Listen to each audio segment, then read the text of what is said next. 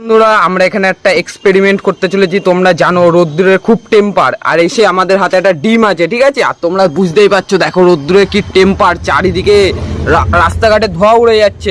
আগে আমাদের এক্সপেরিমেন্টটা আমরা এই ডিমটা নেবো, এই ডিমটা এই তাবার ওপরে দেবো, আমরা দিয়ে দেখবো যে এটা কি ভাজা হয় কি না, ঠিক আছে?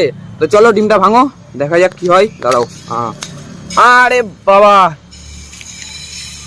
তো দর্শক বন্ধুরা দেখতেই পাচ্ছো একটু সময় লাগবে।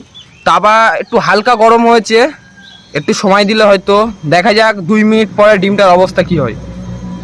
আমরা এখানে কি দেখতে পাচ্ছি, এটা আমাদের ডিম তো প্রায় ভাজা হয়ে গেছে। তো একটু উল্টে দেখাও ডিমটা। ভালোই শুকিয়েছে ভেজে। হ্যাঁ, তেল ছাড়া দেখো রোদ্দুরে পুরো ভাজা হয়ে গেছে, পুরো ভাজা হয়ে গেছে। তা রোদের টেম্পার এত পড়ছে, তোমরা তো জানোই সবাই। কেমন রোদের টেম্পার পড়ছে? খুব টেম্পার, খুব টেম্পার, খুব টেম্পার মানে আসতে